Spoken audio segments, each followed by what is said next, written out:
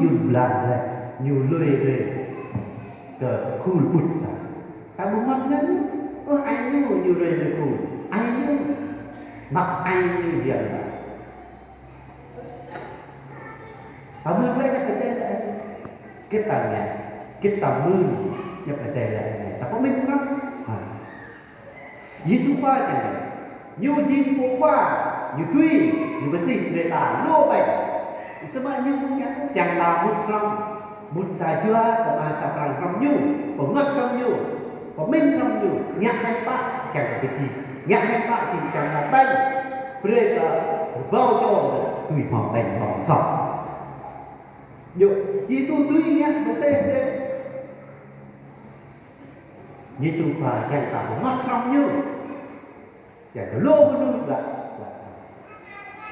nếu như Giêsu và nó bốc lại bằng lời thịt cả thế mai nên qua thì dòng cả nhau cả đổ lô mà nuôi rin bún hình tạo tạo bột thầu cho pin từ nào ta lại con này rin nó cho cái nhú ta lại nhắc cái tên lại này là mặt ta rin ta lại rin mà nó nhớ là gì cái nhú ta lại cái ta rin bằng rắc ta ta rin bằng sấy hoặc nhằm bò semua tabu rin đó bằng cái lời này nhắc cái này có một rin bún mà nhú nó Berita kok nhắc cái gì? Semua tak boleh. Tapi yang boleh deh. Tak gelap deh musik. Tak mudah kok. Dia hakikat banyak. Nah ini gelap tak nhắc cái gì này. Semua tak mudah. Nhắc cái gì này.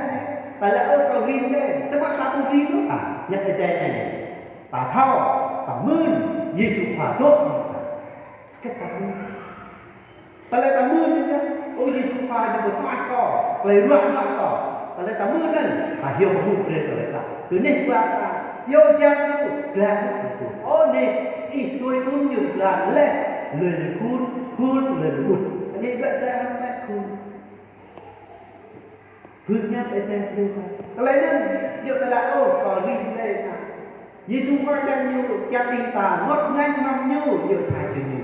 Nhắc cái đây là đừng dân ta lại ta bên tay mình tập rê như còn lại chi ra nhắc cái tê tập rê nhiều ta lại nên dùng trường ta lại tập mau ta nhắc cái tê này được ta là ơi Giêsu mà ta cũng mau kết thúc ta muốn thăm hẹp ho kết thúc cái nhắc này Giêsu mà kẻ ác nhân cái gì ác cái năng vậy là Giêsu